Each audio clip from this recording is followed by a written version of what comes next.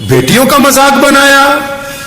یہ تو زمانہ جاہلیت والی بات ہو گئی. نبی اکرم صلی اللہ علیہ وسلم سے پہلے بیٹی کا احترام نہیں تھا. محمد رسول اللہ نے فرمایا بیٹی اللہ کی رحمت ہے. محمد رسول اللہ نے فرمایا جس کے بیٹیاں ہوں گی فرمایا قیامت والے دن وہ میرے ساتھ ہوگا. محمد رسول اللہ نے کہا کہ بیٹی کی عزت احترام کرنا چاہیے. رسول اللہ نے یہاں تک کہا کہ جنگ کے موقع پر جب دشمن کی بیٹی کو پیش کیا گیا نبی علیہ السلام نے اپنی رحمت والی چادر اس بیٹی کے سر پر رکھی. کسی نے کہا یا رسول اللہ یہ دشمن کی بیٹی ہے. فرمایا خبردار چپ ہو جاؤ, بیٹی صرف بیٹی ہوتی ہے, خواہ وہ دشمن کی ہو یا اپنی ہو, بیٹی کو صرف بیٹی سمجھنا چاہیے.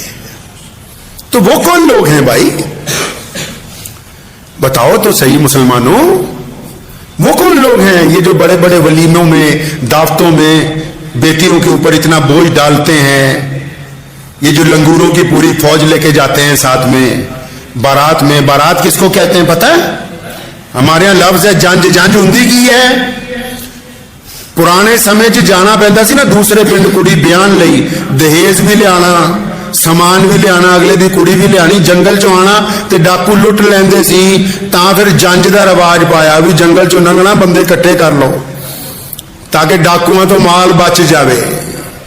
شریعت نے تو نہیں کہا کہ تم ایک بہت بڑے لشکر کو لے کے کسی کی بیٹی کے گھر چلے جاؤ. اسلام میں تو یہ روایتیں نہیں ڈالی. اسلام نے کہا لوگوں کے لیے آسانیاں پیدا کرو, مشکل پیدا نہ کرو. اچھا آپ کیا سمجھتے ہیں کہ آپ اگر کسی بیٹی کے باپ کو تنگ کر کے یہ اس کے اوپر اپنا عزاداری ڈال کے اس سے مال کھینچ کے دولت کھینچ کے آپ دوسرے کی بیٹی کے باپ کو پریشان کر کے شادی کریں گے تو آپ کیا سوچتے ہیں کہ آپ کی بیٹی خوش رہے گی جس گھر کے اندر اس کو بھیجو گے؟ جیسا بیجو گے ویسا نکلے گا. ایک بزرگ تھے, ان کو ایک صاحب نے آ کے کہا, بے ایمان لوگ ہوتے ہیں نا معاشرے میں, ایک صاحب نے آ کے کہا ان کی بیٹی کا نکاح ہوا تھا, کہنے لگا میاں جہاں تم نے اپنی بیٹی کی شادی کی ہے نا آپ کے داماد نے اب تمہاری بیٹی کے چہرے پہ تھپڑ مارا ہے. فرمایا نہیں تو جھوٹ بولتا ہے. فرمایا جھوٹ بول رہے ہو تم, تو کہ تم اتنے یقین سے کیسے کہتے ہو؟ کہنے لگے کہ میرے گھر میں جس کی بیٹی ہے جس کو میں بیاہ کے لایا, جو میری بیوی ہے, میں نے ساری زندگی اپنی بیوی کے چہرے پر تھپڑ نہیں مارا, اور جس نے اپنی بیوی کے چہرے پر کبھی تھپڑ نہ مارا ہو ہی نہیں سکتا کہ اس کا داماد اس کی بیٹی کے چہرے پر تھپڑ مار دے.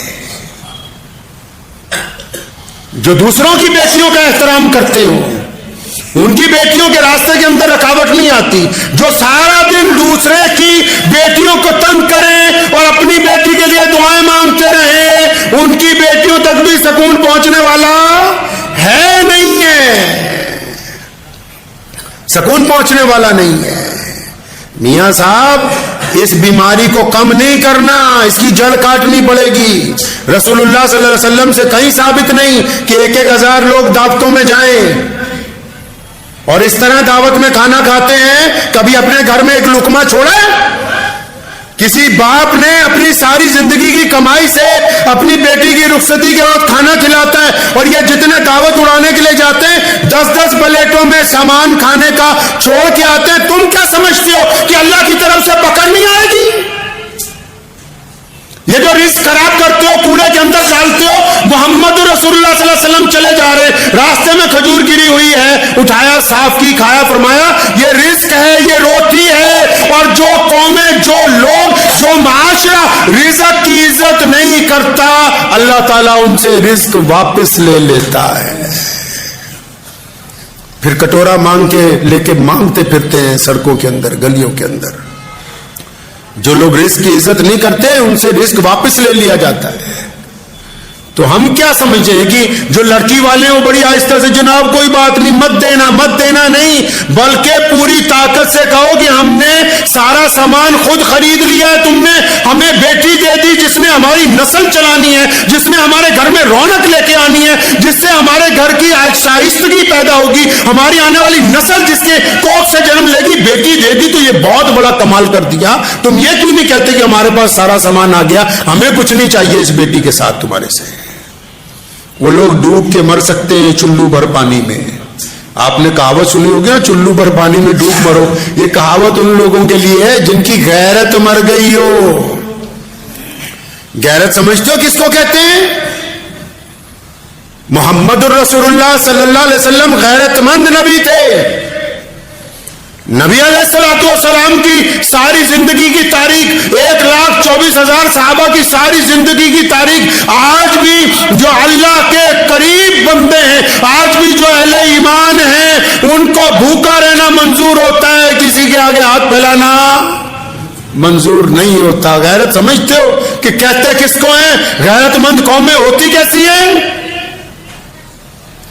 غیرت مند وہ لوگ ہوتے ہیں جو اپنا معاملہ اپنی قوت بازو سے اللہ پہ بھروسہ رکھ کے خود بھی کھاتے ہیں، دوسروں کو بھی کھلاتے ہیں. وہ لوگ غیرت مند ہوتے ہیں. جو دوسرے کے مال کے اوپر نگاہ رکھتے ہیں وہ غیرت مند نہیں ہو سکتے. تو جو دوسرے کا دہیج بھی لے وہ غیرت مند ہے. جو دوسرے سے اپنا مطالبہ بھی کرے وہ غیرت مند ہے. مرد ہی نہیں ہے. عورت کا بھی ایک مقام ہوتا ہے. لڑکے کی جو مائیں اپنی بہوؤں کو تنگ کرتی ہیں وہ عورت کے اس معیار تک نہیں پہنچی جو حضرت سیدہ خدیجہ الکبریٰ رضی اللہ تعالیٰ عنہ نے قائم کیا، جو امی عائشہ رضی اللہ تعالیٰ عنہ نے قائم کیا. وہ اس معیار تک جا ہی نہیں رہی، دیکھ ہی نہیں رہی کہ وہ کتنا اعلیٰ معیار ہے جہاں تک پہنچنا چاہیے. کہاں لکھا ہے شریعت میں کہ طے کرو کہ فلاں سامان چاہیے، فلاں سامان چاہیے؟ اجی ہم تو منع کر رہے ہیں. کس انداز سے منع کر رہے ہیں؟ عورتوں نے عورتوں کا جینا حرام کر رکھا ہے معاشرے میں. آپ دیکھیں کوئی نکاح ہونے والا ہو، کوئی پاس ہی نہیں کہ محمد رسول اللہ صلی اللہ علیہ وسلم کیسا نکاح چاہتے ہیں. بے شمار وظیفے کر رہی ہیں گھروں میں، بے شمار آیتیں پڑھ رہی ہیں، صبح شام تسبیحات کر رہی ہیں، اور دوسرے کی بیٹی کا جینا حرام کر رکھا ہے. یہ ساری دعائیں تسبیحاں تمہارے منہ پر ماری جائیں گی جو دوسرے کی بیٹی کے راستے کے اندر کانٹے پھوٹتے ہو. تم اس طرح اللہ راضی ہوتا ہے؟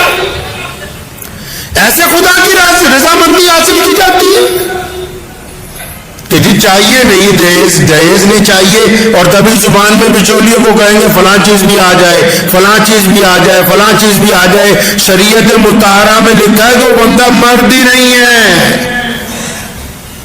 مرد تو وہ ہوتا ہے جو اپنی قوت بازو کے زیور کے ساتھ اپنی بیوی کو چند کپڑوں میں اپنے گھر لاتا ہے اور پھر خوشگوار زندگی اس کے ساتھ گزارتا ہے. جس کو بیوی کے ماں باپ سے ساری زندگی امیدیں لگا کے رکھی ہوں وہ مرد تھوڑی ہے، وہ تو پرلے درجے کا بے ایمان ہے.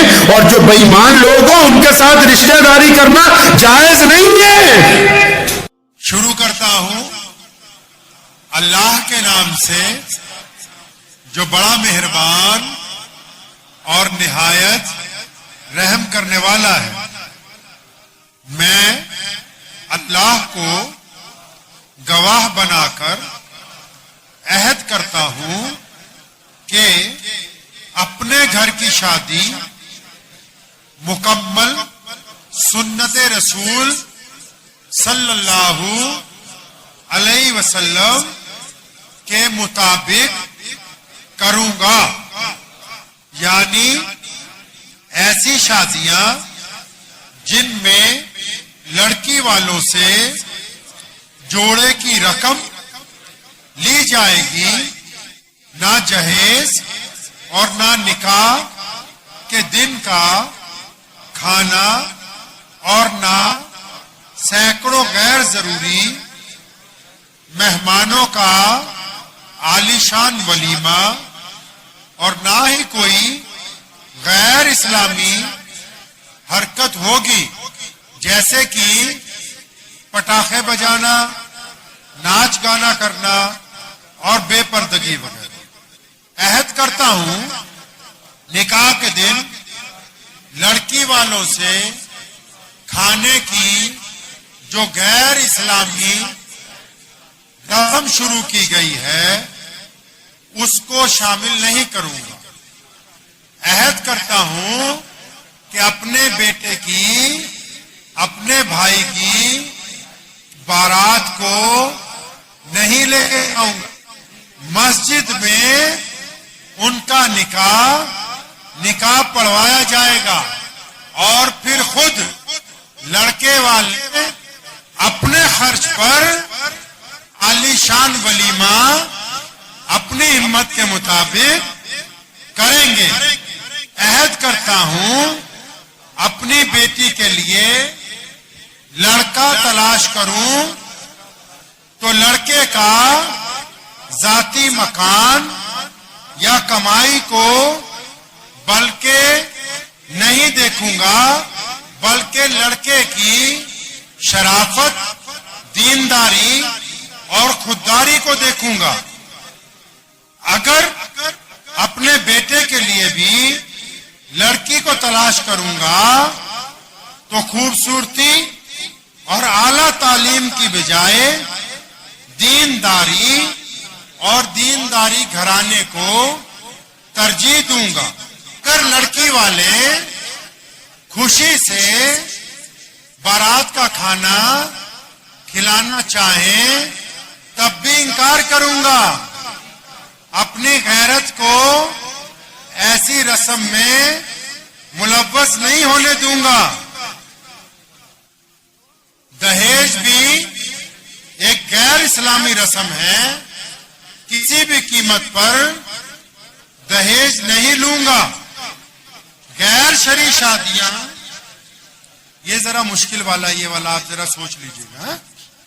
मुश्किल है ना? तो जब अहद करता है बंदा तो अल्लाह को सामने रख के करता है। आजकल कई लोग इंशाल्लाह कह के झूठ बोल देते हैं।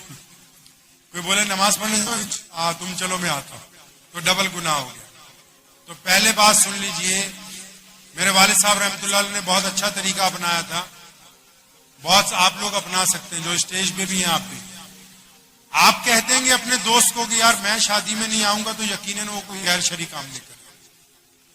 ऐसा कोई भी शादी जिसमें कोई सरमायादार अपनी दौलत दिखाने के लिए बारात का खाना दे रहा हो, अगर लोग नहीं रुकते, आप अहद करें कम से कम मैं जाती तौर पर उसमें शामिल नहीं होऊंगा। अहद कहिए उसमें शामिल नहीं होऊंगा। रहेंगे इसमें कायम इंशाअल्लाह कि हम अपने जाती तौर पर किसी ऐसी शादी में शामिल नहीं कि ऐसी फर्द या इदारे को चंदा सदका ज़कात नहीं दूंगा जो गरीब लड़कियों की शादी के नाम पर पैसा वसूल करते हों, अगरचे वो मुखलिस ही क्यों ना हो। गरीबों की शादी जो लोग करवाते हैं पंडाल के अंदर, अगर वो अपनी बेटी की शादी भी उसी पंडाल में करवाएं तो जरूर शामिल हो, क्योंकि ये गैरत के गवारा नहीं है कि किसी की बेटे और बेटी को बुला के हम जैसे मौलवियों को, लीडरों को बुला के बोले कि हम गरीबों की गरीबी का जनाजा निकाल रहे हैं, आप हमारी खबर अखबार में छपवा दीजिए। ये खिलाफ सुन्नत अमल है। अल्लाह ताला इससे हम सबकी हिफाजत फरमाए।